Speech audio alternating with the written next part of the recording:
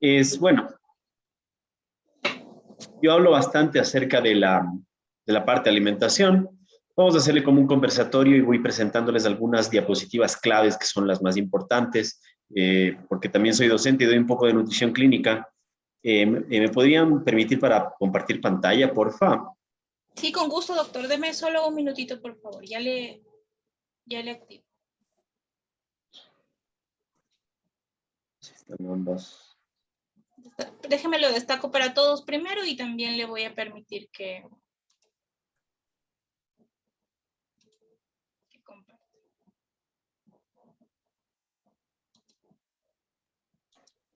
¿Podría revisarle, por favor? Listo, vamos a verle. Un minutito. Vamos a revisar esto. Perfecto, ¿cuál es?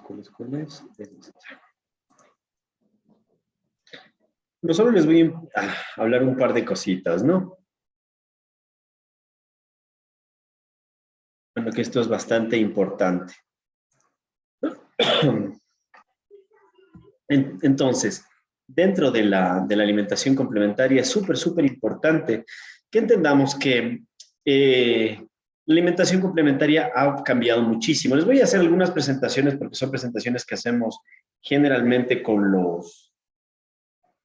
los chicos que están en la universidad, entonces es bastante extensa. Entonces, cuando es bastante extensa, a veces sí va a darles un poquito de, de cosas y todo ese tipo de situaciones. Entonces, vamos a ver dos cosas. Entender la primera. Es que tengo una de BLW también, entonces déjenme ponerle solo esa partecita de las bases que tengo ahí puesta, que es mejor. Ya.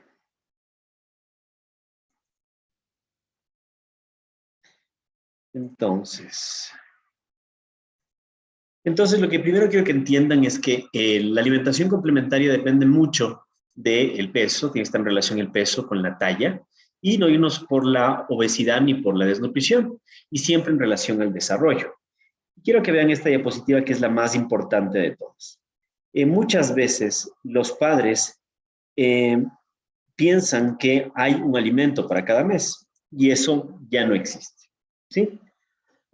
Lo que tenemos, esta es una de las guías actualizadas en relación a la Asociación Española de Pediatría, donde tenemos los alimentos como tenemos que darles. No hay ninguna evidencia de que hay un alimento para cada mes, número uno. Número dos, además de que no hay evidencia de que no se necesita un alimento para cada mes, la alimentación complementaria tiene que estar en relación a una cosa muy importante, la lactancia materna. Si está en relación a la lactancia materna, nosotros vamos a poderle dar todos los macro y micronutrientes que un niño necesita. ¿Qué es lo que tiene la lactancia materna? Tiene todos los macro y micronutrientes. Tiene carbohidratos, tiene proteínas, tiene grasas y grasas buenas sobre todo, que son los ácidos grasos de cadena larga, que nos sirven ¿para qué? Para tener un adecuado neurodesarrollo de nuestros bebés. Entonces, la leche materna sí se comienza a dar exclusivamente del 0 a 6 meses, pero se puede dar incluso a más de 2 años. Miren la diferencia con las fórmulas. Las fórmulas, realmente las nuevas guías lo que nos dicen es que no tienen que darse más allá de los 12 meses. Al dar más allá nosotros de los 12 meses, ¿qué vamos a tener? Vamos a tener aumento de riesgo de obesidad, aumento de riesgo de hipertensión y de enfermedades de síndrome metabólico. ¿Y con qué alimentos iniciamos? Pues con todos. Necesitamos tener una combinación suficiente de proteínas, de carbohidratos, una alimentación completa. Necesita todos los nutrientes unidos. ¿Cuáles cereales todos? ¿Cuáles frutas todas? Hortalizas todas, legumbres, huevo, carne, pollo, pescado, carne de res. Pescado, carne de res, carne de pavo, lo que ustedes deseen. Y grasas como el aceite de oliva, por ejemplo. Incluso los lácteos se pueden comenzar desde los 9 o 10 meses sin ningún problema con queso fresco y yogur natural, sin azúcar. Entonces, esta es una cosa muy importante que tenemos que entender. ¿Y esto por qué es importante? Porque está basado en la guía de ¿dónde estamos? Aquí estamos. Había tanta variabilidad de la alimentación complementaria con estos niños que lo que encontramos es que necesitó la Sociedad de Gastroenterología y Nutrición Pediátrica de Europa, que es el estamento más importante en cuanto a nutrición pediátrica que existe en el mundo, a poner una posición, un paper de posición, en el cual ellos dicen exactamente qué es lo que necesitan tener los niños en su alimentación complementaria, porque había mucha variabilidad en ello. Y eso, lamentablemente, permite errores. ¿Y qué es lo que pasa? Si es que yo a un niño solo le doy alimentos como frutas y unos pocos vegetales, el niño no tiene la cantidad suficiente de grasas ni tampoco la cantidad suficiente de proteínas. Entonces, probablemente el niño aumente de peso, pero en relación a grasa, no me suba bien de peso o también incluso no me crezca bien. Entonces, lo que vieron ellos es que necesitan varias cosas. Número uno, lo que se necesita primero es tener una variedad de texturas, variedad de sabores. Además de esa variedad de texturas y variedad de sabores, necesitamos que no se retrasen la administración de alimentos, entre comillas, alergénicos. ¿Por qué? Porque no hay ninguna evidencia de que estos alimentos sí sean una situación que mantenga a los padres. ¿Ya? Entonces, perfecto. Les voy a dar rapidísimo. Esta es una presentación súper larga, así que voy a tratar de condensar lo más posible, porque es una presentación hecha para estudiantes, sobre todo pediatría. ¿Qué pasó? Híjole, se perdió. En un ratito. Ahora sí. Voy a compartir de nuevo. Ya, ahora sí ya salió de nuevo el mouse. Entonces, teniendo esta base, entonces, ¿cuándo comenzar? A los 6 meses. Esto es lo más importante, que debemos comenzar a los 6 meses porque tiene la maduración neurológica, gastrointestinal, absolutamente para digerir los alimentos y también la maduración inmunológica para que esto nos hagan alergia. ¿Sí? Es importante entender que... Ya está listo, me sale un mensaje acá, ya. ¿Sí? ¿Por qué es importante a los 6 meses? Porque tiene que tener la maduración neurológica, como les dije, renal, gastrointestinal e inmune. Y también es importante que el niño necesite interés por la comida, desaparición del reflejo de exclusión, que es un reflejo protector para que el niño saque los alimentos, sea capaz de coger la comida con la mano, mantener la postura de sedestación que les ayude en ello. ¿Sí? Y obviamente, más bien, evitar los riesgos de atragantamiento y otro tipo de cosas. Entonces, ¿cuándo introducir estos alimentos potencialmente alérgicos? Estos alimentos potencialmente alérgicos, no hay ninguna razón para extender la presentación de estos alimentos. No existe, no hay, no deberíamos tener ninguna contraindicación para que estos alimentos potencialmente alérgicos sean introducidos después. ¿Por qué? Por el contrario, cuando estos alimentos no son introducidos de manera precoz, lo que pasa es que tienen más alergias. Esto está demostrado con los estudios y la posición el paper de posición de la Sociedad de Gastroenterología y Nutrición Pediátrica de Europa. Entonces, la alimentación complementaria no necesita ninguna... la alimentación complementaria no necesita ninguna camisa de fuerza, que es lo que tenían antes de un alimento por mes. Eso no existe, no deberíamos hacerlo y no es necesario hacerlo, ¿sí? De nuevo vamos a esto, ¿sí? Entonces, entender que podemos darle cualquier fruta, cítricos, sí, podemos darle, pescado, sí. Se ha visto que ha habido algunas poblaciones de donde, del Pacífico Sur, del Mediterráneo, en los cuales ellos no tienen tanto ganado ni tantas aves que consuman, sino lo que consumen son pescados y mariscos. ¿Esos niños son más alérgicos que el resto del mundo? Pues no. Entonces, eso es lo que se vio además de esto. Entonces, todas las frutas y todas las verduras tienen que ser administradas, sin ningún problema y sin ninguna situación. ¿Ya? Una de las cosas que sí no debemos dar son hojas verdes antes del año, ¿sí? La selga, la espinaca, tienen el aumento de metahemoglobinemia. Esta es la transcripción. Toda esta presentación es la transcripción literal del manual de alimentación complementaria de la Asociación Española de Pediatría. El riesgo de metamoglobinemia es importante en estos niños. Entonces, hojas verdes, no confundir con los vegetales verdes. Ojo, vegetales verdes no. El brócoli, pepinillo, no tienen nada que ver en relación a las hojas verdes. Acelga, espinaca, eso no. Entonces, y cuando ya podemos darle, por lo menos que no represente más del 20%, incluso en los niños más de 3 años nos va a dar más allá de una ración. Entonces, esto es súper interesante, ¿ya? Y todos los sabores tienen que ser introducidos, dulce, salado, ácido, amargo. El error más importante que se ha visto en desactualización de los pediatras es que no ofrecen variedad de los alimentos. Entonces, si no ofrecen variedad de alimentos, el niño se va a hacer selectivo. El niño que no aprende que la comida tiene textura, que la comida tiene variedad de sabor, que tiene un sabor cada uno de los alimentos propio de sí mismo, no va a entender que esa es la alimentación, que eso es la comida. Va a creer que solo la alimentación es líquida, en papillas líquidas, y simplemente es unos 4 o 5 vegetales, 3 o 4 frutas y solo pollo. Entonces los niños, cuando pasan del año, les dicen, ya puede comer todo. No, no es que es eso. Entonces el niño no come nada porque no lo reconoce como si fuese una comida, ¿sí? No está acostumbrado. Su concepto de comida era 4 cosas líquidas y de solo unos 3 o 4 vegetales. Entonces no es importante eso. Además, cosas que tampoco debemos dar, zumos de fruta. No hay ningún beneficio nutricional en los jugos de fruta. Ninguno, cero, en absoluto. Más bien lo que contribuyen es a la ganancia inadecuada de peso, al aumento de la obesidad y al aumento de caries. En Estados Unidos, el alimento que más promueve, que más riesgo de obesidad produce en los niños son los jugos de cartón, los jugos azucarados.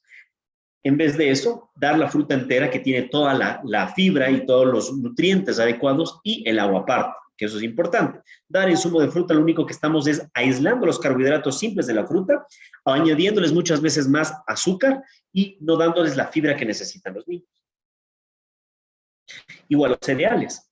Los cereales pueden ser variados, no hay ningún problema. Sobre todo a los cereales integrales. Esto es súper importante, ¿sí?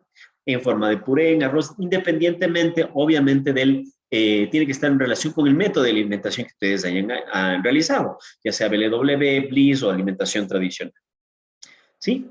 Entonces, esto es muy importante, ¿ya?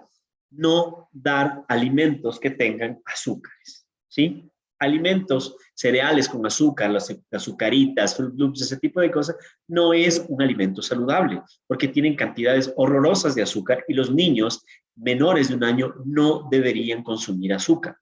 ¿Por qué? Menores de 2 años, ya vamos a ver un poquito más del azúcar, por el riesgo de obesidad y síndrome metabólico que tiene. Las proteínas igual, ¿sí? Pescado, marisco, huevos, todas las proteínas se pueden dar, ¿sí? Es importante darles en texturas adecuadas para que el niño se acostumbre. Es que no me come la carne de res, pero si usted le cocina súper rápido, le deja una carne que es recontra dura, que ni siquiera usted teniendo todos los dientes puede triturarla, peor un niño que tiene encías. Entonces, eso es importante. Y los lácteos, obviamente, entender que el lácteo principal es la leche materna. Siempre va a serlo, por lo menos en los primeros 2 años de vida. Y poco a poco vamos a ir ofreciendo a partir de los 9 meses, ¿sí? Queso fresco y yogur natural. Y de preferencia, a partir de los 12 meses, la leche entera. Y no olvidar que la leche materna sigue siendo el lácteo más importante. La promoción de la lactancia materna. La lactancia es a libre demanda, recordemos eso. No tiene que tener tampoco una camisa de fuerza cada 3 horas. Eso es mentira. Eso lo que va a reducir es la producción de leche materna en las madres. Entonces, esto sí es muy importante. Ahora sí, el consumo de sal, el consumo de azúcar, se recomienda que la cantidad que necesita un niño, por ejemplo, de azúcar menor de 1 año, es de 0.4 gramos de sodio. Se encuentra la gran mayoría en los alimentos que consume. Se acabó. No necesita más de eso. Igual, de 1 a 3 años son 2 gramos al día, 0.8 de sodio. Imagínense que simplemente un poco más nada más, ¿ya? No necesitamos añadir más sal. Igual, los productos de elevado contenido de azúcar, zumos, batidos y todo ese tipo de cosas no son alimentos saludables y no se los recomienda. Y además entender que el azúcar, sí, no solo inferimos o les decimos al azúcar blanca. El azúcar morena es la misma azúcar, sino que no procesada. Nada más. Tiene la misma cantidad de calorías, la misma cantidad y el mismo riesgo de obesidad y hipertensión que tiene el azúcar. La miel, de igual forma, tiene incluso más cantidad de calorías y de disacáridos, que son azúcares simples que van a almacenarse rápidamente. Y esto es muy importante, porque no, por ejemplo, en los niños que ya podríamos darle azúcar es a partir de los 2 años, sal a partir de los 2 años, porque ahí reducimos un montón la cantidad de riesgo cardiovascular, de obesidad, de hipertensión. ¿Por qué estos niños, qué pasa si es que yo le doy a un niño menor de 2 años azúcares refinados o grasas saturadas o alimentos con sal? ¿Qué es lo que pasa, sobre todo con la grasa? Los niños que consumen gran cantidad de azúcar y que comienzan a tener sobrepeso y obesidad, ¿qué es lo que comienzan a tener además de más células de grasa más grandes? Entonces, estos niños, cuando sean adultos, les va a ser más difícil bajar de peso y la facilidad de contraer diabetes tipo 2 por resistencia a la insulina, por la cantidad de células grasas que tiene, se incrementa de una forma loquísima. Sobre todo, que no demos a los niños menores de 2 años ningún alimento que tenga azúcar añadido. ¿Sí? No está recomendado por ninguna sociedad pediátrica ni nutricional en el mundo este tipo de cosas. La cantidad se va a ir yendo de forma progresiva, al inicio va a ser pocas cucharadas y después de forma progresiva van a ir incrementándose. ¿Qué cantidad se necesita? Bueno, en cuanto a la frecuencia que se necesita, aproximadamente son de 4 a 5 veces por día.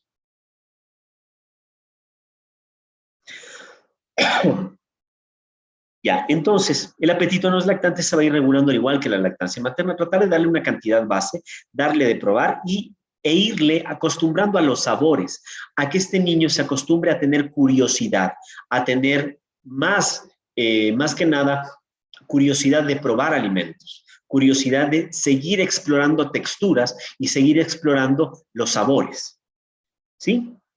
En general, cuando hacemos alimentación tradicional, esto es alimentación tradicional, no estoy hablando de BLW ni de Bliss, se tiene que tener textura.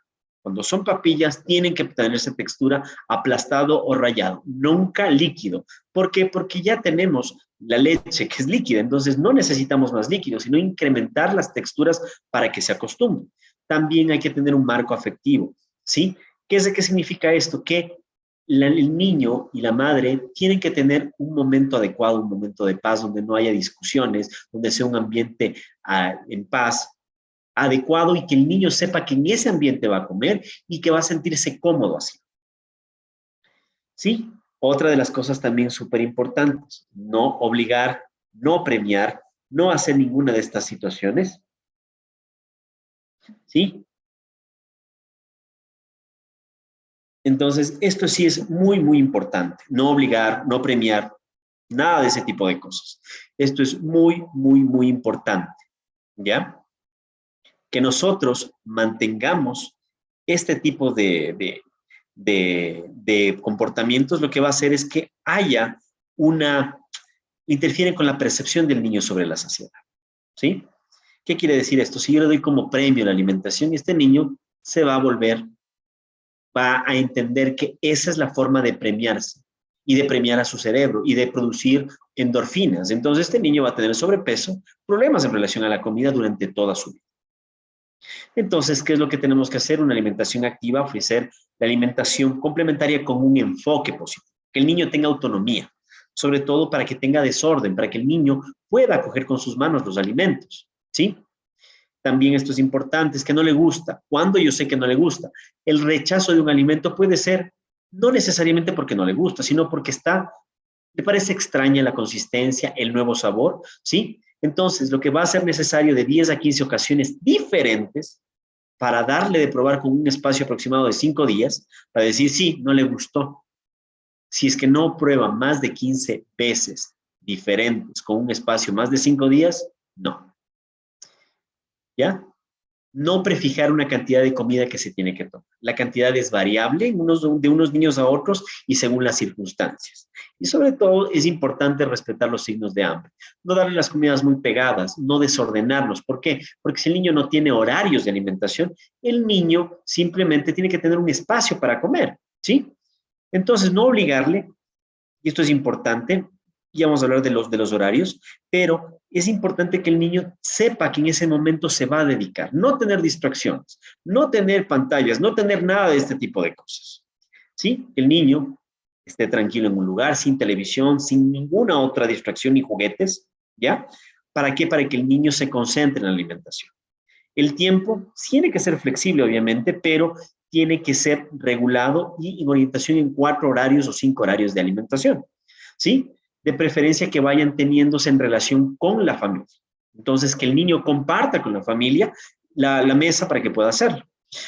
Tener una selección variada, sana, ¿sí? Y que el niño y que esté en relación también al ambiente emocional, ¿sí? Que el niño sepa que esos son nuevos logros para él y que ante las situaciones negativas tenemos que tener una actitud positiva. ¿Sí? Si el niño comienza a botar las cosas, tratar de corregir con una crianza positiva, pero al mismo tiempo, con crianza respetuosa, pero al mismo tiempo nosotros tenemos que buscar maneras para que el niño tenga una rutina también dentro de esta alimentación y tenga y adquiera esas costumbres de alimentarse. ¿Ya? Entonces, no ser rajatablas, no ser tampoco muy flexibles y no que coma que coma jugando, que coma en la cama, que coma viendo la tele, que coma viendo el celular, no. Eso no permite que el niño se concentre y haga y no mantiene la costumbre de alimentarse. Eso en sí, en general, es un poco de la presentación que tenemos de alimentación complementaria. ¿Tienen alguna duda sobre esto? La alimentación complementaria es algo bastante largo, dependiendo del tipo de alimentación que necesiten y todo eso, pero estas son las bases que vamos a poder usar y aplicar en ello. Doc, Sandra tiene levantada la mano y luego hablo yo. Sandra, por favor, actívate el micrófono. Buenas noches, ¿cómo están? ¿Cómo está? Qué gusto. Gracias. Mira, lo que pasa es que yo tengo 2 niñas, una de 7 y otra de 5. Pues estamos hablando de alimentación complementaria pues para los bebés, pero tengo una duda, porque es que mi niña mayor come todas las frutas, todas las verduras, pues no, todo le gusta, pero a la de 5 años es muy reacia a las frutas, solo come manzana, pera y fresas y jugo de mora, no le gusta nada más. He intentado pues darle, pero dice que no y no y pues no la puedo obligar. He estado viendo por ahí recetas de smoothie, entonces dice que mezclar verduras con frutas, entonces ya diciendo que no es bueno dárselos en jugo. Mi duda es si es beneficioso dárselos así, frutas con verduras, que espinaca ¿Qué con edad tiene mango. tu niño? 5 años. 5 años. A ver, cuando un niño ya a esa edad, estamos hablando de alimentación complementaria en niños menores de 6 meses, ¿ya? Entonces, o sea, de 6 meses al año. Ahí es cuando se acostumbran completamente. Lo que ya tenemos es un niño que no sé cómo fue su alimentación complementaria y que ya tiene un patrón establecido de aceptación de los alimentos.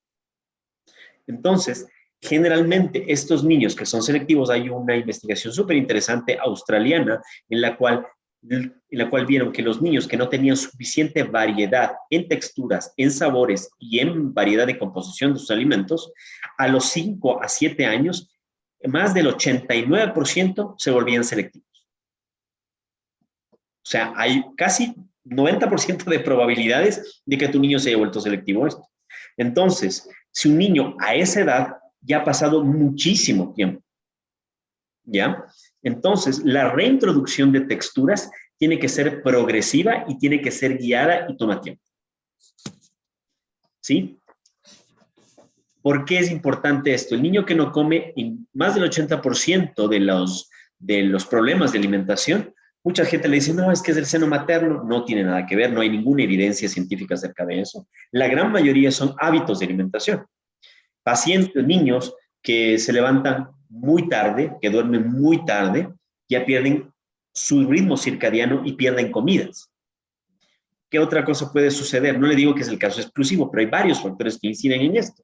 Entonces, otro factor que puede incidir también en esto es que un niño no haya tenido una alimentación complementaria variada y tiene ya 5 años casi de mantenerse con alimentos que solo está eligiendo él o que se acostumbraron a darle.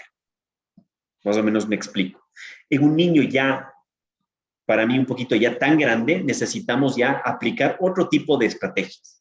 Controlar hábitos de sueño, horarios de alimentación, que el niño no esté picando entre comidas, que el niño no consuma alimentos como zumos de fruta, golosinas o ciertos alimentos que son sanos, pero que el niño solo prefiere esos. Por ejemplo, hay niños que no te comen el almuerzo, pero te comen fruta y están con ese pensamiento un poco de culpabilidad y dicen los papis, dicen, no, que le demos fruta al menos para que se llene eso. Lo que estamos haciendo es dando un reforzamiento positivo a esas actitudes. Estamos diciendo al niño, está bien que no comas el almuerzo que te estoy dando, pero puedes comer fruta. Entonces, eso toma tiempo. Entonces, hay esta cuestión de premiar al niño, si estamos entre comillas premiándole al niño, ¿sí? De alguna forma, porque no ha comido. Entonces, el niño ya sabe que le van a dar frutas. Entonces, ni siquiera va a hacer el esfuerzo de comer esa comida. Dice, no, ya me dan fruta, ya para qué. No necesito, no hay necesidad de. Entonces, esto sí es muy interesante y muy importante entenderlo. Los niños son, igual que nosotros, pero son seres humanos que adquieren costumbres, ¿ya? En un niño, muy por lo contrario que tuvimos esta charla, un niño ya mayor de los 2 años en general, ya cambia muchísimo el enfoque y sobre todo el niño que no come tiene otro enfoque en el cual tenemos que analizarlo de una óptica diferente.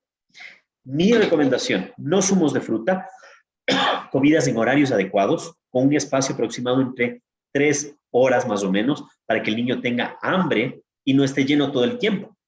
Es como si nosotros estuviéramos picando comida todo el tiempo. No comemos lo adecuado, pero siempre estamos con glucosa en nuestro torrente sanguíneo para sobrevivir. Pero el niño no está comiendo lo que debe. El niño necesita todos los nutrientes, ¿sí? No hay un alimento mejor que otro, ¿sí? Los niños necesitan todos los macro y micronutrientes, proteínas, carbohidratos, grasas, vegetales y frutas. ¿Puedes incluir en un plato vegetales y fruta? Claro que sí.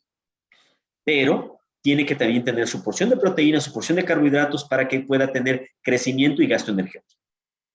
No sé si contesté la pregunta.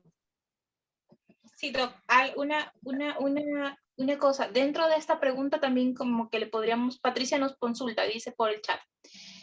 A los 4 años aún se puede lograr variar la alimentación. Creo que es como algo consecuente porque Sí. O sea, no es imposible, toma más tiempo, pero tenemos que identificar en cada individuo, en cada paciente, tienen ¿cuál es la palabra? Doc, tienen sus problemas exclusivos cada uno. O sea, te hablo de problemas generales, pero en ciertos problemas son en mayor o en menor grado y se tiene que dar un acompañamiento específico para ellos. Una consulta, intervienen, como usted decía, las fonoaudiólogas para ver la parte de la selectividad alimentaria de acuerdo a texturas. Bueno, hay niños que pueden tener más que selectividad, una hipersensibilidad neurológica, que es bastante más raro, pero eso se evita con, obviamente, exponerles a sensaciones desde el inicio, que no las interpreten como extrañas, ¿sí? Entonces, igual que las alergias ahora se sabe que no es que tengo que tenerle a un niño en una burbuja para que el niño esté bien y el niño no tenga ningún problema y el niño no se me complique, el niño nunca se enferme y nada de eso, sino más bien, por ejemplo, hay una investigación muy interesante en Estados Unidos en la cual se vieron pacientes, niños que vivían en granjas gringas con el perro, con el gato, con los animales, y ellos tienen menos alergia que los niños de la ciudad, por exposición precoz. Igual, lo que les dije del estudio de la Sociedad de Gastroenterología y Nutrición Pediátrica. Se vieron en todos los estudios, revisiones sistemáticas y metaanálisis, que son estudios grandísimos, que los niños, mientras yo más me tardo en exponerles a alimentos, entre comillas, alergénicos, ellos tienen más riesgo de alergia respiratoria,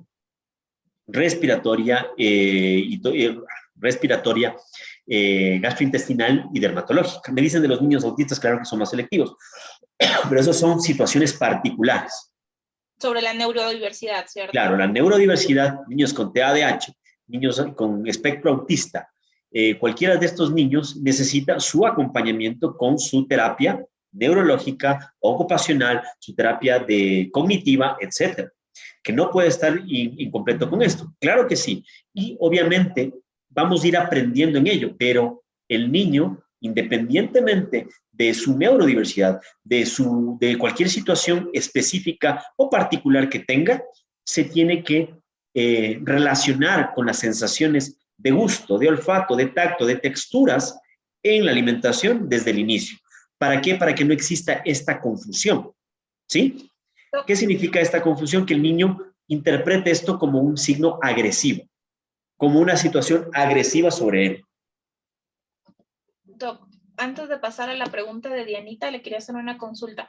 Mi hijo fue detectado a los 2 meses de edad con alergia a la proteína de la leche. O sea, no ni siquiera a la lactosa, sino a la proteína como tal. Entonces, en su caso, él todo el tiempo hemos disminuido, no toma leche entera, él toma solo yogur y quesos derivados de la leche, pero como tal evitamos que tome leche entera, toma leche de almendras. Obviamente, no creo que haya una explicación clara sobre la alergia a la proteína de leche de vaca. ¿Qué edad tiene el niño? Mi hijo tiene 5 años y estuvo con el gastropediátrico hasta los 2. Y después, obviamente, ha tomado, sí, derivado de la leche. Sí, una vez por semana, 2 veces, así, sí le damos. Pero lo que no damos... Le digo una cosa que hago con mis pacientes. Mis pacientes con alergia a la proteína de leche de vaca, después de hacer una prueba de supresión reto. ¿Qué quiere decir esto?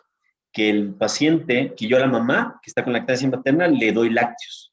Y el niño va probando esa leche que ya la madre está consumiendo lácteos completamente como antes. Y si es que tolera, a los 10 meses están comiendo queso fresco y yogur natural, como cualquier niño. Y leche de vaca como cualquier niño. ¿Por qué? Porque la alergia a la proteína de la leche de vaca es una situación transitoria. Okay. Los niños al año ya deberían estar teniendo su vida normal, como cualquier otro niño. Consumiendo lácteos por cualquier otro niño. Antes, hace 20 años, se pensaba muchísimo en eso, pero ahora se ha visto que no es así.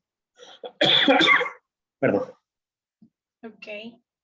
Entonces, puede ser por eso que ya no se le expuso, porque él no se le ha expuesto, incluso por una crisis que tuvo como a los 10 meses, no, miento, a los 8. Obviamente, yo había comido muchos lácteos y creo que a los 15 días, entonces se suspendió la leche materna porque se le hinchaba mucho su estómago. Y todos esos cuadros, entonces era como que desde ahí... A ver, la alergia a la proteína de la leche de vaca es transitoria. Hasta ahora no he visto un caso que se haya ido, muy pocos casos, que haya una intolerancia a largo plazo, porque la fisiopatología de la alergia a la proteína de leche de vaca es falta de maduración digestiva e inmunológica. Cuando yo ya tengo diarreas crónicas, baja de peso, otro tipo de síntomas, más del año, yo debo valorar otro tipo de malabsorciones. Llámese enfermedad celíaca, llámese intolerancia a la lactosa, etc. ¿Sí? Entonces, en esos niños, ahí sí tengo que valorar específicamente otro tipo de cosas. ¿Por qué? Porque igual he tenido pacientes en los cuales realmente me dicen, no, ¿saben qué? Es que a mí me dijeron que tenía alergia a la proteína de leche de vaca. ¿Cómo me dijeron que tenía que yo le decía, le apuesto que si es que tiene, yo le pago, o sea, yo le digo, le pago $1,000, porque dice, tenía alergia a la proteína de la leche de vaca, tenía intolerancia a la lactosa y tenía enfermedad celíaca. Las 3 cosas. Le digo, usted se sacó la lotería y eso hay que publicar. O sea, esto es el caso más sui generis de la vida. O sea, yo pago por ver, le digo, yo pago por ver. ¿Por qué? Porque no puede tener tantas cosas. ¿Y están comprobadas? No, le dijeron por un eco. Entonces no es así. Tenemos que comprobar con exámenes. Y otra cosa, ahí se puede hacer las pruebas de supresión reto. Y la niña simplemente tenía intolerancia al gluten. Y es una niña normal. Dejó de tener diarreas y tenía que tener algunas cosas. Además que la enfermedad celíaca no solamente se tiene como síntoma único o de inicio diarreas. Puede llegar a tener aftas en la boca, aftas en región perianal, molestias digestivas, solo falla de medro, o sea que el niño no crezca o no tenga un peso adecuado. Eso puede suceder también. Ok, entonces nos deja como para tener una visita por allí, doctor. Nos deja bastante con dudas por allí, como para visitarlo con el niño. Consulta, dice, otra pregunta. Dianita García nos dice así, consulta, a mi niño pequeño sí se le daba variación de alimentos, pero con el tiempo dejó de gustarle la carne de pollo. Es más complicado que él quiera comer eso ahora a sus 5 años.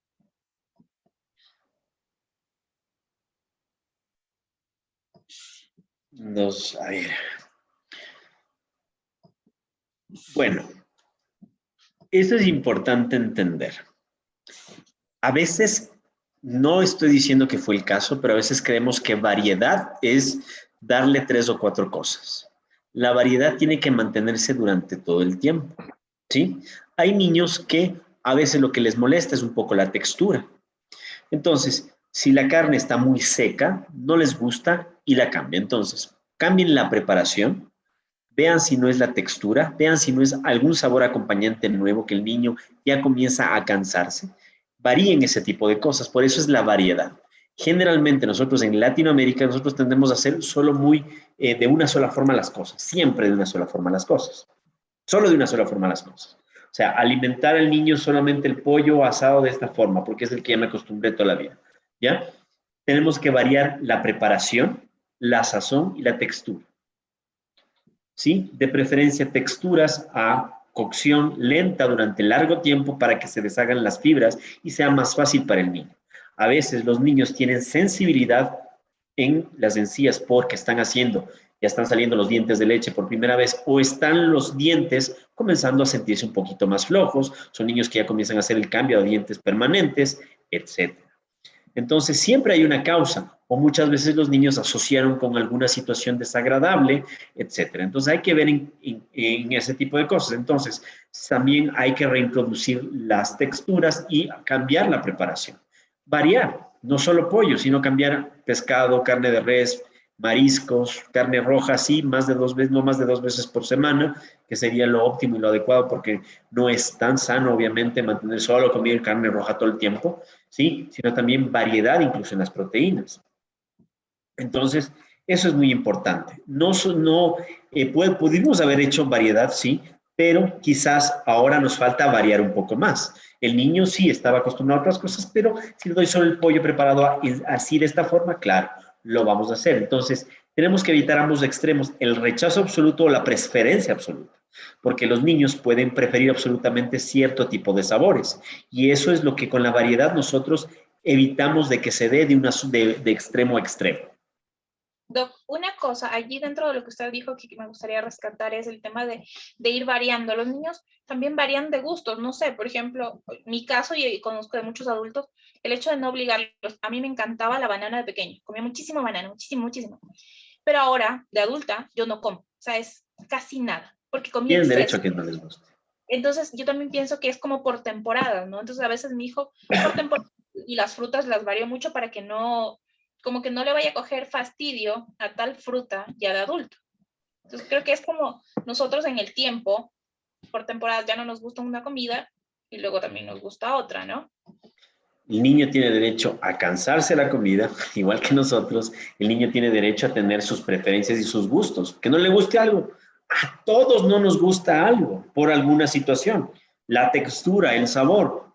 En mi casa como un montón de melón. Yo odio el melón. Lo odio así con mi alma. Entonces yo no como. Me desagrada el sabor y todo eso y nunca lo voy a comer. Entonces, ahora que puedo, ya puedo decir, no quiero comer, pero antes no podía.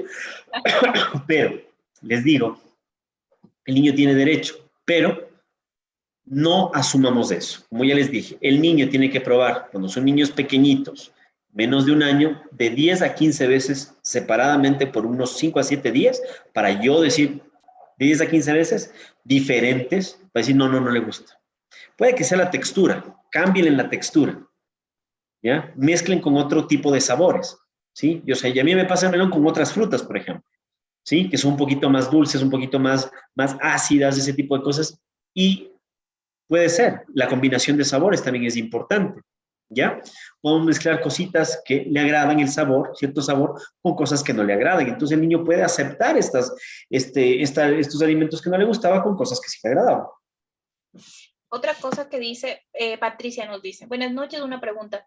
¿Se puede empezar con la alimentación complementaria a los 5 meses y medio, ya que mi bebé ha disminuido el consumo de leche materna y en fórmula en un 50%? A ver, de preferencia a los 6 meses. Pero si es que el niño está dejando de comer, hay que ver por qué está dejando de comer. No puedo dejar a un niño que ya deja de comer y ya dejó de comer. No. Niño deja de comer por varias razones. Generalmente son infecciones, alguna situación de salud, entonces tiene que ser evaluada para ver qué es lo que tiene. Ok, súper bien. Doc, aquí quiero rescatar 3 cosas que usted dijo y que no lo quería interrumpir. Una es ni premiar ni castigar. O sea, respetar. Y adicional a las pantallas. Muchos profesionales de salud ya nos dicen nada de pantallas para distraer al niño. Dice, es que no come sin pantalla. Entonces, como usted nos decía, es imposible que pueda relacionarse o hay una relación saludable entre el niño y la comida si está distraído viendo dibujos animados, porque nos pasa a los adultos cuando comemos algo y estamos viendo tele, obviamente ni siquiera sabemos qué estamos comiendo, pero un niño que recién está conociendo una textura. Ni lo uno ni lo otro van a hacer. Ni lo uno ni lo otro. No van ni a ver, no van ni a comer y no va a ser una situación bastante, incluso con juguetes. O sea, el niño se comienza a entretener y deja de comer y se pone a jugar. Ya, o sea, llegó a una saciedad suficiente y se acabó. Eso es lo que no tenemos que permitir que suceda. Creo que usted también desmanteló otro mito que por general los papás y las buenas mamás, entre comillas, no sé si se ha escuchado mucho estas buenas mamás que dicen, mi hijo come de todo. Y es todavía la presión social de mi hijo come de todo. Y eso es mentira, como usted lo acaba de decir, o sea, es que no todos comemos de todo, porque puede ser que yo crea que como, porque en el sesgo de lo que mi mamá me ha provisto de alimentos, yo creo que como esta cantidad de alimentos, pero si voy a otra familia que probablemente comen camote, que me pasó una vez, a mí no me gustó, obviamente ahí entendí que yo no como de todo. Entonces, y también tenemos que entender que la alimentación es una cuestión cultural, de región, por ejemplo, o sea, si estoy viviendo aquí en Quito, no es lo mismo una familia que tiene gente de la sierra, que tiene gente de la costa, que viene gente de Venezuela, colombiana, hindú, no van a ser las mismas costumbres, no van a comprar lo mismo. Incluso en familias, entre comillas, homogéneas del mismo lugar, de la misma región, no son similares las costumbres. Exacto, sí es algo que deberíamos de considerar para también ser más flexibles mentalmente, ¿no? Sí. Y sobre todo los pediatras, o sea, no decirles que compren a las mamás. Entonces los papás les dicen, compre esto, hágale esto. Entonces, los papás tienen que tener las bases y los papás tienen que saber tener una estructura para poder desarrollarse. Ok, dice Patricia así, mi hijo de 4 años aún lacta, solo un poco al despertar. ¿Aún le aporta nutrientes? Qué bonita pregunta. Claro, sí. La leche materna, no se deje intimidar por nadie que le diga que su leche no vale. Que nadie le diga que su leche es agua, porque hay revisiones sistemáticas desde 1979 hasta el 2020, en el cual se ve que hay la misma cantidad de proteínas, carbohidratos y más cantidad de ácidos grasos buenos para el desarrollo cerebral en estos niños. Es más, aquí tengo una presentación sobre esto. Déjenme si les pongo un poquito de esto. Déjenme. Allá. Usted busca, ¿qué le parece si yo le hago otra pregunta, ya? Sí, Por sí. si acaso nos vayamos de allí. Dice, buenas noches, una consulta. En alimentación complementaria, ¿qué es lo más recomendable? ¿BLW, papilla o mixta para un bebé de 6 meses? Ya. Quería enseñarle una diapositiva. Claro que sí. Bueno, aquí ven todos los beneficios. Mejor salud mental, mejor desarrollo emocional, mejor desarrollo psicosocial. Que tu niño va a ser mimado, mentira. Crecimiento cerebral, inteligencia, dosis, respuesta. Esta parte nutritiva. Disminución de los riesgos, beneficios en la salud del niño. Acá estamos. Riesgo de obesidad y sobrepeso. No sé dónde la puse. Pero bueno. La lactancia materna tiene mayor cantidad de ácidos grasos para mayor desarrollo cerebral. Por eso los niños que tienen más lactancia materna tienen mayor desarrollo cerebral.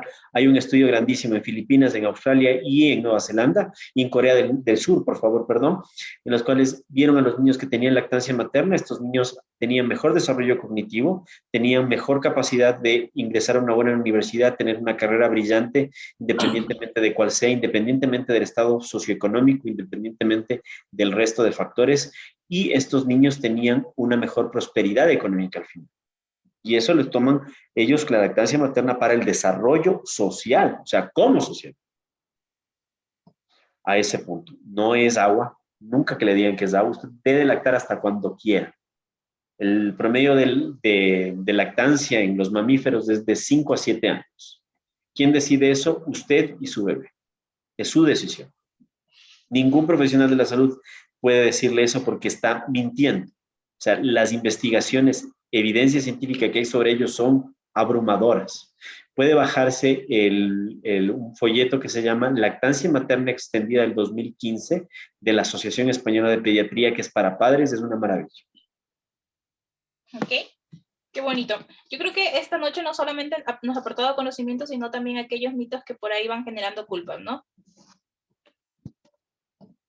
Y la última pregunta que tenían por aquí era sobre qué recomienda usted, si la BLW, papilla o mixta. Depende de cada persona. Ok. El BLW, vamos a ponerles la de BLW para que quede ya más clarito. Perfecto. ¿De quién depende? ¿De quién depende? Los requisitos. Por ejemplo, BLW. Ah, caramba, se me fue antes. Entonces, ¿quién necesitamos? La familia. Para cualquier método, ojo, BLW, Bliss Baby Led Introduction to Solids. BLW, Baby Led Weaning, Bliss Baby Led Introduction to Solids, que es un intermedio entre papillas o tradicional. Cualquiera que usted tenga necesita que su familia le ayude. No solo el papá, sino la gente que le cuida, hermanos, tíos, abuelos. ¿Qué pasa si es que se asusta con un poquito de arcada? ¿Qué va a pasar? Le va a culpar a la comida. Independientemente de eso, hagamos un paréntesis. Aquí esta es una investigación de la Academia Americana de Pediatría, donde los niños que hicieron Bliss, Baby Led Introduction to Solids o tradicional, tienen el mismo riesgo de atorarse, de tener una asfixia. No hay ninguna mayor riesgo haciendo BLW que tenga asfixia. Esto está demostrado científicamente. Continuando, necesitamos que no solo sepan qué darle, o sea, dele esto, no. Sepan cómo darle, ¿sí? Y sepan sobre los riesgos potenciales de cualquiera de ellos, ¿no? Y obviamente que quieran, que tengan la voluntad para llevarlo a cabo. Si la familia no quiere, cualquier método que usted que quiera, no se va a poder. El pediatra, si tiene un pediatra que no le va a apoyar en BLW, que dice que no es un buen, que no conoce del método, que no sabe sobre los riesgos y beneficios, y sobre todo la capacidad de información y de soporte. ¿Qué pasaría si es que su niño al final tiene su ventana de oportunidad, que es una cosa que se llama BLW? El niño no coge con las manitos todavía, sino se demora entre los 6 hasta los 10 meses incluso. Comienza a coger recién a los 7, 8 meses. No, es que no puedes, que no sé qué. Necesitamos ese soporte. ¿Qué pasa si su niño baja de peso? No le vamos a culpar al método de alimentación o a los padres, sino que tenemos que ver cuál es el problema y solucionar. Y el niño, que el niño tenga la maduración renal inmunológica. Niños con problemas neurológicos no pueden ser candidatos para BNW. Con problemas de deglución no deberían ser esto. Niños que tengan la capacidad de abrir la boca, de manipular los alimentos y lo que les decía, la ventana de oportunidad de los 6 a los 10 meses. Y también movimientos masticatorios. Pero también esta oportunidad también, muchos padres me han dicho, vea doctor, yo no quiero hacer BNW, uy, qué miedo, no quiero nada de eso. Vienen a los 8 meses y me dicen, vea doctor, ya está comiendo pedazos. Otros me dicen, doctor, yo le quiero hacer BNW, estoy enamorada del método, quiero hacerle, ¿sabe qué, doctor? Quiere cuchara y coge solito la cuchara y se mete en la cuchara, le encanta coger la cuchara. El método de alimentación tiene que adaptarse a la familia. Todas las cosas que hagamos no tenemos que ser generalistas y enmarcarlos para todos como una sola cosa. No. Cada familia es individual, cada individuo, cada paciente, cada niño tiene sus capacidades para realizar, número uno. Número dos, además de su capacidad para realizar, también tiene sus habilidades y sus preferencias, como todo niño y como todo individuo. Entonces, esto es muy, muy importante, súper importante. Doc, discúlpame que no lo deje descansar ni un minuto. No Voy se con otra. preocupe. Dice, buenas noches, tengo un problema con mi niña de 3 Un añitos. estado de Instagram mientras tanto. Síganos. No se preocupe. Dice así, tengo un problema con mi niña de 3 añitos. Ella cuando empezó a comer al añito, ella comía sola. Y ahora que tiene 3 años, ya no quiere comer. Tengo que batallar con ella en las 3 comidas del día, para que coma y darle en la boca. Yo porque ella no quiere comer nada. Y también me dice que le duele la barriga, pero creo que es chantaje. Porque solo es cuando está a punto de comer, entiendo. Entonces, ¿qué es lo que pasa? La alimentación no debe volverse un campo de batalla. La mesa no tiene que ser esto. Por eso tenemos que analizar en estos niños grandes todos los factores que implican. ¿Qué quiere decir? Que muchas veces los padres dicen, sí, es que no quiere comer. ¿A qué horas duerme? Es que duerme a las 12 de la noche. ¿Y se levanta a qué horas? A las 12 del día. Ah, a las 10 de la mañana. 10. Se levanta a las 10, ahí toma un poquito de leche, luego pica algo a las 11:30 y a las 12 ya le doy el almuerzo, pero no quiere. Me explico. No hay un tiempo, como decía un profesor, ¿qué es la mejor método para que un niño coma? Es que tenga hambre. ¿Cómo tiene un niño hambre? Con espacios entre comidas. Si el niño está picando todo el día, es que sí no me quiere comer, pero ¿qué hace después de que le da de comer? Ay, sí le doy fruta. ¿Y come la fruta? Sí. Entonces no es que el niño no come, el niño no come ciertas cosas, se vuelve selectivo. Es lo que tenemos que tener muy en cuenta. Un niño selectivo es un niño que no come. Un niño que no come nada. Nada. O sea, puede pasar un día entero sin comer nada, su niño está enfermo y tiene que ser evaluado. Un niño que se vuelve selectivo es un niño que adquirió ciertas cosas. ¿Y qué come? Ah, es que lo que come es plátano, manzana y cereal. Ah, ¿y qué le daba a los 6 meses? Ah, solo le dábamos plátano, manzana y cereal. Y de proteína solo pollo. ¿Y cuando le dio carne? No, ahí sí le dimos casi al final a los 12 meses. Y pescado, uy, también después, a los 2 años le dimos. ¿Qué pasa? Este niño, en su mente, desde el inicio, ¿qué mensaje yo le di? Hijo mío, la comida es esta cosa líquida que te estoy dando, que solo es manzana, pera y guayaba, me invento. 3 frutas, 3 vegetales y solo esta proteína. Eso es comida. Eso te estoy enseñando al principio que es comida. Y cuando usted le muestra algo variado, diferente, el niño dice, ah, esto no es comida. En su mente dice, no es comida, o sea, comida es la cuestión líquida que me daban, que sabía estas 3 cosas y nada más. Entonces, no es su culpa primero, no es culpa de los padres. Jamás tenemos que culpar a los padres porque los padres no vinieron con una lista de decir, bueno, así se hace la alimentación complementaria, sí, hacemos así, ya, chévere. No, es culpa de quien no ha sabido actualizarse y saber decir a los padres y adaptarse a las nuevas situaciones de alimentación. ¿sí? Entonces, si no obtenemos una buena guía, vamos a tener problemas durante mucho tiempo. Entonces, si un niño comienza a tener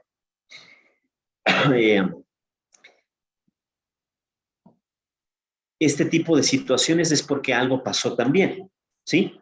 No necesariamente desde los 6 meses, sino que hubieron eventos que hicieron esto, ¿sí? Muchos niños a veces dicen, no, me duele la barriga y quizás sí le duele la barriga, porque o comió mucho durante pocas horas o él simplemente le duele la barriga porque le duele la barriga por hambre, pero obviamente eso no va a comer. ¿Por qué? Porque su comida es otra cosa que tiene en la cabeza o ya sabe que después le van a dar otro tipo de alimento. Por eso tenemos que analizar los factores que inciden en los hábitos alimentarios antes de nosotros hacer alguna otra situación. Tenemos que ver cómo está el peso y la talla. Si es un peso súper bajo, muy pocas veces puede deberse a algo que haya sido reciente, ¿sí? Si es que ya se afectó la talla, por ejemplo, también. Si es que es un niño que ha tenido problemas de peso durante toda su vida, independientemente del momento, ¿ya? Sí, ¿qué otra cosa más? Si es que tengo un niño que tiene molestias abdominales todo el tiempo, puede que sea alguna intolerancia, puede que ese niño esté estreñido y esté con dolor, el niño come, se le mueve el intestino y deja de comer porque le duele. Entonces, son cosas que tenemos que sopesar y evaluar durante el control pediátrico. Entonces, no solamente creer que, bueno, generalmente puede, y generalmente los niños si les duele, lo dicen, ¿sí? Lo que yo sí me permitiría es tener la duda de que no sea algo más, que no sea alguna situación que sí realmente le provoque dolor, ¿sí? Y ver si es que sus hábitos alimentarios están correctamente estructurados. ¿Cuánta comida? ¿Qué composición tiene? ¿Qué texturas tiene? ¿Está él traficando dulces por la mitad con los abuelos, etcétera, etcétera, que suele suceder, ¿sí? Que les dan los premios y todo eso. Entonces, claro, no me das de comer, bueno, ya me doy de comer, ya sé quién me da de comer lo que a mí me gusta. Entonces, eso. Entonces, la alimentación, por eso es la recomendación que tiene que ser unificada en toda la familia. No podemos tener dos legislaciones. Tú comes con los papás y después yo te favorezco con otros cuidadores. Entonces, por favor, la familia tiene que estar unificada en todo este tipo de situaciones. Más coherencia. Doc, usted no estuvo el día miércoles porque no está en nuestra tribu, pero parece que hubiera estado. Nosotros leíamos un libro de educación emocional, Educar emocionalmente, y hablábamos justamente del tema, de lo que usted acaba de decir, desde su ámbito profesional. Usted se permitió no creer que era un chantaje. Usted se permitió ver con ojos de amor a un niño que no conoce, y este ver con ojos de amor es esta duda de que probablemente esta persona que me está diciendo que algo me duele, voy a creerle. Entonces, qué bonito que no solamente en el área de como papás, sino también en la parte profesional, todos los profesionales involucrados con la niñez tienen esta perspectiva de ver con amor a los niños, creerles, darles el beneficio de la duda, que creo que es muy, muy importante. Bueno, una de las cosas que yo me hice pediatra es porque a un niño cuando le duele. Un adulto miente. Bonito. Un adulto miente, un adulto, no, yo sí me tomé la medicación, doctor, no, a mí me fue súper bien, no, después, no, es que yo no como Coca-Cola, no, nada que ver, doctor, yo sí me tomo la pastilla de la presión. Me irritaba mucho eso. Un niño, si le duele, lo manifiesta. Y nosotros tenemos que ser lo suficientemente, ¿cuál es la palabra? Receptivos, cómo se manifiesta los síntomas de un niño para poderlo hacer. No sé si hay más por ahí, tengo otra pregunta.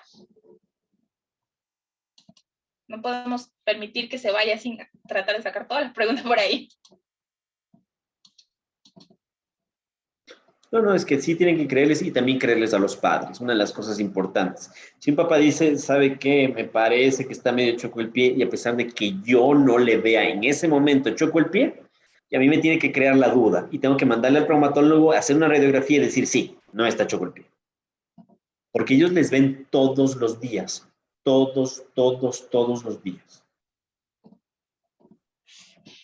Lindo, temazo. Yo tuve este problema toda la infancia de mi hijo, sobre todo los primeros meses. me gradué como la peor mamá por nunca darle coladas. Preguntas ahí. A las coladas, tema clásico, Clásico, importantísimo. A claro. ver, Yo también jugo. Aquí me preguntan. las coladas tradicionalmente Ajá. ¿Qué opina el son doctor? ¿Coladas? agua y azúcar. Se acabó. Tradicionalmente son agua y azúcar. Ujú. ¿Por qué las coladas? O sea, alguien se tiene que preguntar algún día, sí, ¿por qué las coladas? ¿Por qué tanta fama de las coladas? Pregunten a sus abuelos, bisabuelos, si comían carne todos los días. Pregunten si ellos tenían la capacidad adquisitiva de comer, así muy pocos lo tenían. La mayoría de la gente, lo único que conseguía era harina de algo, le ponías azúcar y te lo comías porque no había más. ¿Sí? Era supervivencia. Es algo muy valiente, pero no es lo óptimo. Ahora, ¿qué es lo que pasa? Eso pasa muchísimo en las zonas andinas rurales. Las madres creen que dándoles colada y suspendiendo la lactancia materna, los niños van a mejorar. En cuanto, ¿qué es lo que pasa? En cuanto a eso, ¿qué sucede? ¿Qué es lo que hacen los niños? Los niños lo que hacen es, los padres creen que dicen, no, la colada es mejor, porque la colada yo le preparo, la leche materna no es tan buena. Agua y azúcar. No hay proteínas, los carbohidratos, los niños se desnutren y es una locura. ¿Sí? Déficit de desarrollo porque los niños no tienen ácidos grasos. Entonces, esas costumbres, esas taras tradicionales tenemos que quitar. Que un niño se tome un biberón o un vaso de colada en el desayuno, no se va a morir ni le va a hacer mal. Siempre y cuando tenga variedad, no vamos a depender de un solo alimento. ¿Cuál es el mensaje? ¿Puede comer coladas? Sí, que sea ocasionalmente, pero que de esto no dependa su dieta.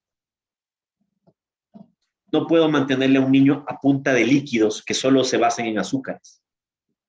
Las Y si cremas. quieren hacerle una colada, en vez de una colada, cojan leche, pongan cereal, pongan fruta, hagan un batido y tienen proteínas, carbohidratos, grasas y muchas vitaminas en una misma situación, en una misma cantidad de algo semilíquido líquido. Eso es mucho más nutritivo que una colada, que ponerle panela, ponerle harina de algo y mezclarle y darle un nido. Eso es desnutrir un niño. Basar la alimentación en eso.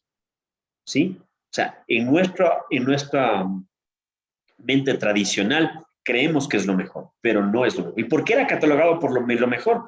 Porque no había más. Y con eso los huevos, aunque sea, llegaban a un pesito.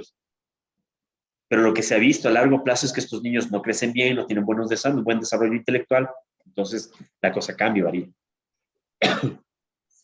Nos deja muy inspirados aquí. Con otra pregunta por ahí. Dice, mis abuelitos comían sopa, frijoles y pan, dice, jeje. Claro, o sea, en Latinoamérica, en la época de los 80, 70, no había mucha capacidad adquisitiva y no había mucha variedad y no había mucho acceso a los alimentos.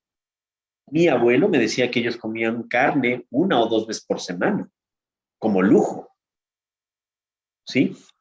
Y el resto, su alimentación se tenía que basar en otro tipo de cuestiones, porque era supervivencia. Ahora la situación ya ha cambiado, hay más acceso a los alimentos. Obviamente, si tienen esa capacidad, por favor, no la desperdicien. Ok, nos queda súper claro. Dice, pregunta, ¿con qué alimentos se puede empezar la alimentación complementaria y en qué porciones? Alimentos, todo menos Con hojas. La Gis aprendió. Todas todos, esas hojas no. Hojas todos. como... Si se me dicen, ¿con qué alimento? No hay un alimento mejor que otro. Ni para empezar, ni para no. Hay técnicas para mejorar la percepción de las texturas, sí. Yo suelo darle ciertos alimentos con diferentes texturas al inicio para que el niño se relacione con ellas. Texturas básicas. Y después se va manteniendo. Pero mi alimentación complementaria que yo doy a mis niños tiene cereales, fruta, proteína, vegetales, grasas. Tiene todo. De 4 a 5 alimentaciones. Inicialmente, obviamente, van a probar. De los 6 a los 7 meses, olvídese, no que va a comer un platazo, no. Muy pocos lo hacen. Va a probar y va a irse aumentando la cantidad de forma progresiva. Por eso la base de la alimentación tiene que ser la lactancia materna, porque provee de todos los nutrientes y todas las necesidades de un niño, hasta que se vaya complementando. Imagínense que la lactancia materna es el 80% desde los 6 a los 9 meses, podría llegar a ser. Y al final del año es 50-50. No es que va a comer solo comida, también eso quitémonos de la cabeza. Que solo va a tener comida este niño al año es mentira, porque va a tener lactancia materna y alimentación complementaria. Ok. Doc, a ver, me quedé con otra pregunta. Creo que aquí, déme un minutito para ver si estoy haciéndolo bien. Sí, a ver, creo que ahí vino otra pregunta. O sea, si le doy a mi hija de 5 años batidos de fruta y verduras, ejemplo, espinaca, fresa, banano, leche, avena, ¿está bien? No me malinterprete. Niño necesita comida. Van a ahondar un problema de texturas. Y hablamos que los niños mayores de 2 años, el problema general es texturas. Si le doy líquido, claro que me va a comer todos los nutrientes, pero va a ser líquido. ¿Sí? Entiendan una cosa también, la masticación, igual que yo cuando aprendo a caminar, a gatear y todo ese tipo de cosas, comienzan a partir de los 6 meses. Es una habilidad. Si un niño, yo no le mostré texturas desde los 6 meses, el niño no comenzó a masticar durante ese tiempo, ese niño simplemente lo que va a hacer es o preferir comida líquida o semilíquida o tragar. Lo que ella dice es como para meterle allí esas dos frutas Eso que es no... una solución, es un parche, no es una solución. Es que me coma licuado, ya me cansé. No, es yo un no sé. proceso de aceptación de texturas. ¿Sí? Hay un método, no sé si está dentro de lo de BLW, perdón, lo dije mal. Entonces, pero hay un pediatra no es un pediatra, perdón, es un psicólogo infantil que hablaba en uno de sus libros como el niño no toleraba el espárrago. Nunca lo comió, desde ciertos años. No comía los espárragos. Pero ellos hacían actividades con el alimento. Él sí le enseñó que se puede jugar con el alimento, ¿no? Entonces hacían actividades con el alimento y después de un tiempo él no probaba, nunca se lo obligó al niño a comer, incluso jugaban a pegarlo como parte del cuaderno ahí para que lo sombré y toda la cosa, me parece muy didáctico. No, nunca hubo una obligación de comer el alimento del espárrago y después de un tiempo, obviamente se servía para todos. Él, en vez de escoger espárragos, escogía otro vegetal, escogía cualquier otro tipo pero, o sea, su alimentación normal. Pero después de 2 años, él contaba que su hijo lo pidió y ahora lo come. Fue la experiencia. Lo que pasa es que también, si un niño estuvo acostumbrado años a comer zumos de fruta, el concepto de fruta es un zumo. La fruta aparte está cruda. Es como que usted le ponga una carne cruda. La misma imagen tienen los niños cuando pasa eso. Eso me olvidé de contar. Es como que si usted le pone una carne cruda, así, con sangre y todo. Entonces usted dice, caramba, o sea, falta cocinar, o sea, esto no está preparado, vaya. Licúele, póngale agüita y azúcar. Entonces, es una percepción del niño. Y esa percepción hay que irle disminuyendo. ¿Cómo? Reintroduciendo las frutas. Es más difícil mientras más pasa el tiempo. El darle licuado es un tapahuecos. Lamentablemente es un tapahuecos. O sea, no es la solución. Podrá comerlo, pero al final vamos a ahondar un problema. Entonces, ya va a preferir, ya no te va a comer el cereal, te va a comer licuado. Híjole. Ya la fruta que te comía, ya un poquito la contextura, te va a tomar licuada solamente, porque ya le estás validando lo que ya tenía. Y le estás incrementando lo que ya tenía. No es una buena idea. La recomendación es reintroducir texturas de forma progresiva, dependiendo de las preferencias del niño. Hay niños que les gusta mojadito, les gusta con otros sabores. Entonces le dice, ¿cuál es la textura que más le agrada intermedia? Esta. ¿Qué alimentos? Tales. Entonces metamos desde estos con estos y vamos haciendo, vamos jugando. Hay varias técnicas para hacer. Es largo de explicar y sobre todo tiene que ser enfocado. Estoy con una gripe hace una semana, pero ahí estoy con una tosecilla media rara. Los alimentos, dependiendo de cada niño, como esté. O sea, depende de la preferencia del niño. Pero esto es una costumbre que no se desarrolló ahorita. Si hacemos una retrospectiva en casi el 90, más del 95% de los casos, si es una retrospectiva, dices, ¿qué alimentos le daba a los 6 meses? Chuta, le daba líquido. Híjole, le daba solo estos 4. Ah, caramba, solo le daba pollo. Muchas de las veces hacen eso. No sé si sea el caso, pero en la gran mayoría comienza con esa selectividad. O cuando ya pasaron el año, como no comían, dale solo esto. O sea, escondo el problema atrás de llenarle con fruta, atrás de llenarle con estas cosas, entonces voy escondiendo el problema. Y eso se refuerza con un pediatra que te diga, es que usted no sabe comer, juzgando a las madres, diciéndole que están haciendo eso. No, tenemos que guiar e ir directamente al problema y saber qué hábito es el que está siendo nocivo. A veces son la suma de algo. Ok. Doc, siguiente pregunta. Aquí estamos tratando de sacar el jugo, no se olvide. Aunque usted no nos recomienda los jugos. Aquí viene una pregunta. Buenas noches. Mi hijo de 8 años, la doctora le prohibió sopas, ya que dijo que eso no es un alimento para él. A ver. Supongo que quieren su opinión. Entendamos una cosa. Si el niño, si la base de la comida de una solo sopas, si el niño solo come la sopa, no me sube de peso, no tiene una alimentación equilibrada, es eso. En mi país, en el Ecuador, las sopas son agua purita y casi siempre hipercarbohidratadas. Sopa de papa con fideo y con arroz y con más papas, y si le puede poner más papas, le pone más papas, ¿sí? Entonces, verde, yuca, todo eso, son sopas hipercarbohidratadas, sumamente líquidas, con mucho caldo, que si usted separa la cantidad de caldo con la cantidad de sólido, sí. No es cuestión de prohibir. Lamentablemente, Ecuador es el país con más variedad de sopas que tiene el mundo. Tiene aproximadamente más de 200 sopas. Hay un libro de sopas realizado por un gastrónomo aquí, porque las sopas aquí es lo mejor que hay. Desde el encebollado hasta el ceviche es una sopa, ¿ya? Tenemos una cultura de sopa.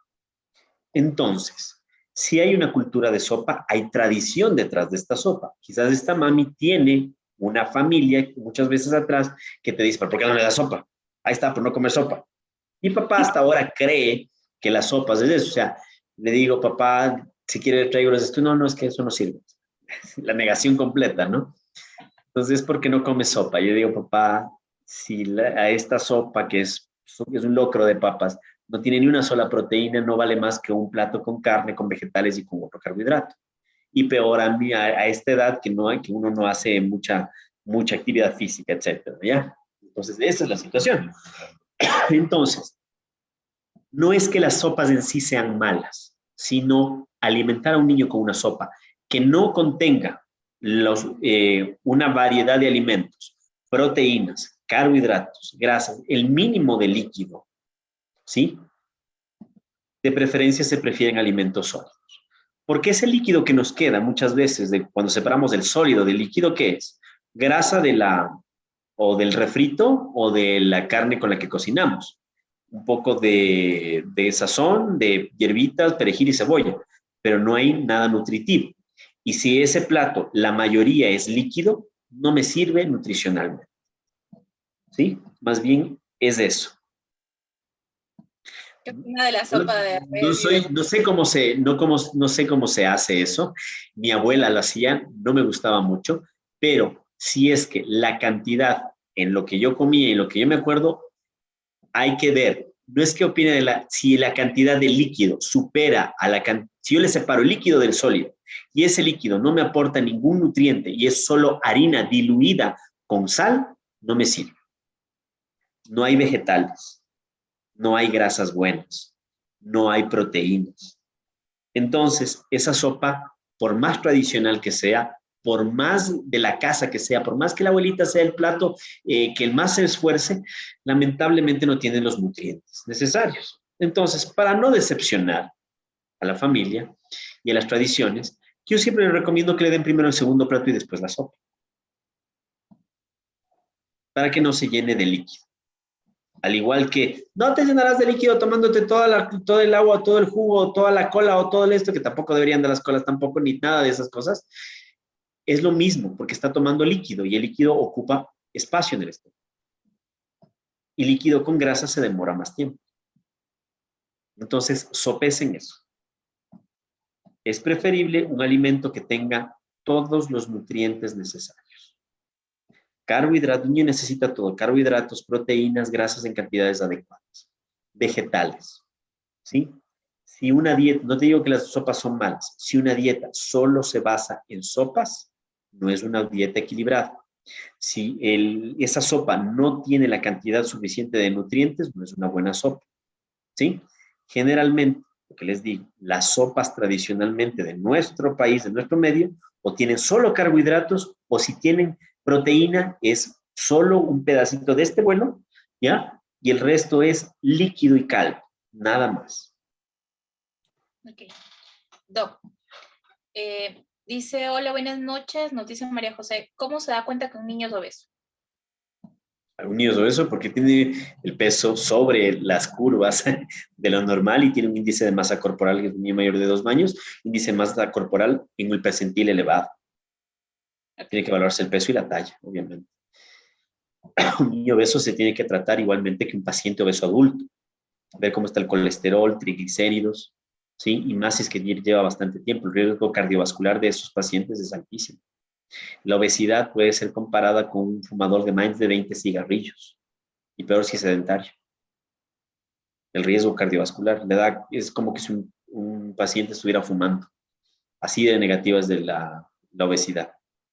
Necesita ser evaluado y saber que en las curvas de crecimiento está sobre, y no solo en ello, sino en relación al índice de masa corporal. Y muchas estuvieron hace algunos años en una discusión, en vez de sustituir el índice de masa corporal, en la composición de grasa también, cantidad de grasa. Ok. Doc, creo que hemos cumplido con todas las preguntas. No puedo hacer las preguntas sin antes decirle nuevamente gracias por darse el tiempo, por todo el conocimiento que nos ha aportado esta noche, y también como para ir concluyendo, si alguien no tiene alguna pregunta más o algo que decir que le aportó con lo que se queda, puedo activar el micrófono. ¿Alguien que quiera decir algo? Los podemos escuchar. Hablen ahora. No. Ok. Si no tienen nada que decir, no hay problema. Quiero que por favor se activen las cámaras para quedar como evidencia de... ¡Ay, hay alguien! Patti nos dice, muchas gracias, Doc. Me parece hermosa su labor. Muchas gracias a ustedes. No, en general no se... A ver, no se me compliquen mucho con esto. No piensen, no se culpen, sigan con su lactancia materna, que es lo mejor que le pueden dar a sus niños. Traten de que la crianza y todo el aporte que puedan darles sea positivo, que nadie les juzgue. Espero no les juzgado con algunas cosas, sino más bien que es una sensación de alerta. No piensen que porque se ha hecho durante mucho tiempo está bien. Hay muchas cosas que se han hecho durante mucho tiempo que no han mejorado la vida de muchos. Así que todo tiene que ser basado en medicina, a la evidencia. No tengo que no poner dentro de de lo que yo sea como médico, mis creencias culturales, religiosas y todo eso. O sea, yo no voy a decir a una mamá, no le dé melón porque a mí no me gusta, ¿sí? Entonces, esto es muy importante. Y sobre todo respetando las costumbres, las tradiciones de cada familia. Se puede tener una dieta muy bien equilibrada, simplemente manteniendo las costumbres de una familia. Se puede mantener todo eso, sino guiándoles, dándoles pautas específicas en la composición.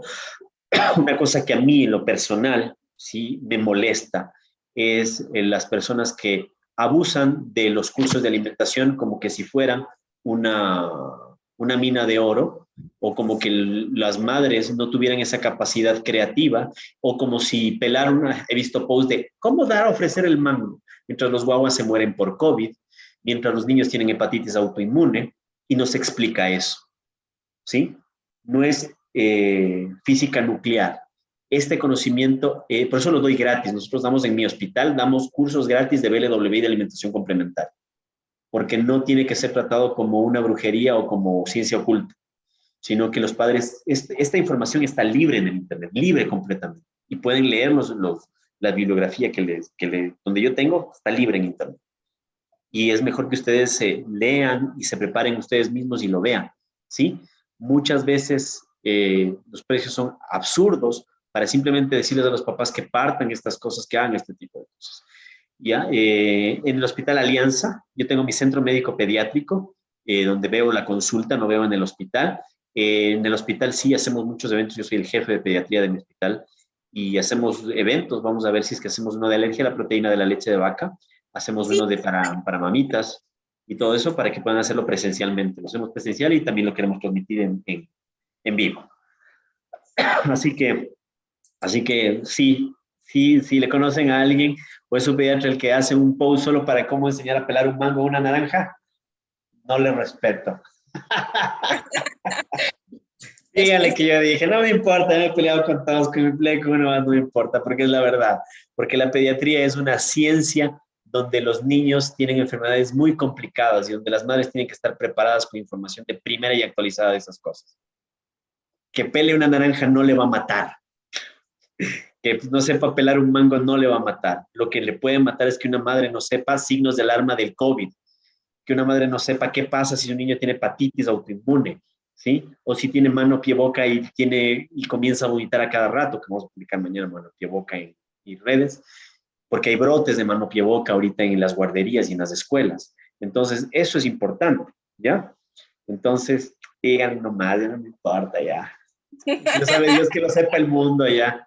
Que me cae mal que pongan un post así como que, ¿cómo pelar un mango? O sea, como que, me parece un insulto a la inteligencia de las madres. Perdónenme. Parece un insulto a la inteligencia de las madres, o sea. Pero algún día voy a hacer mi receta, voy a hacer recetas carichinas, cierto que estoy en ese proyecto. Voy a hacer videos sobre platos en composición para que sepan las cosas. Mano pie boca, síndrome de mano pie boca es una enfermedad de granos, de llagas en la boquita, de úlceras en la boca con granitos dolorosos en las manos, en las palmas y en las plantas de los pies. Con mucha fiebre pueden llegar a tener diarrea y es una serie de que aquí en el argot de la sierra ecuatoriana le dicen Holanda a todas esas infecciones. Pueden ser faringitis herpéticas, faringitis vesicular enterovírica, mano, pie, boca, herpangina, mononucleosis también. Ahí le confunden mucho, pero es en general de enfermedades virales. Nada más. Disculpen mi efusividad. Doc, mil gracias. El video, si usted lo autoriza, va a estar subido igual en YouTube. Ya les tomé la foto, chicas. Doc, igual le voy a pasar la foto y la etiqueta también. Estamos muy agradecidos. No, con mucho gusto, ya saben. Otra vez. La mayor labor nuestra tenemos que ser facilitadores de la crianza, sin juzgar, respetando las creencias, respetando una crianza positiva y sobre todo respetando la lactancia materna, que es una de las cosas que realmente es una de las cosas que están queriéndoles limitar a las madres, poniéndoles etiquetas que no hagan y ni siquiera dándoles la oportunidad cuando nace un bebé de que la madre elija lactancia materna sobre una forma. ¿Sí? Esa es una de las cosas más importantes que deben tener y que todas las familias, no solo las madres, las familias se tienen que empoderar de eso para criar a sus hijos en amor y sobre todo con lineamientos sin que sean juzgados, sin que sea yo una persona regañona que les venga a decir esto en su día a día, ¿sí? Así que mucho gusto estar aquí, así que les mando un abrazo enorme, síganme en mis redes. Tengo Instagram, TikTok, casi no uso, no me gusta bailar. Respondo preguntas en TikTok, sí. Mañana, el domingo, voy a hacer una serie de preguntas y respuestas durante 24 horas en mis historias. Así que si tienen preguntas todavía, ahí lo respondemos. Son 120 historias 120 historias que me deja Instagram y hasta ahí respondo porque de ahí no me deja más. Así que pilas ahí al principio para que puedan hacerlo, ¿ya? Doc, yo les comparto sus redes sociales. De TikTok ya lo busco, de Instagram sí lo tengo. Y Instagram es la que más uso y en la que estoy con más relación en todo. Facebook es de mi centro médico y si les gusta la información académica actualizada en Twitter como doctor pediatra. Ok. Doc, muchísimas gracias. Gracias, chicas. Nos vemos. Bye. Gracias, hasta luego. Es igual. Gracias, bye.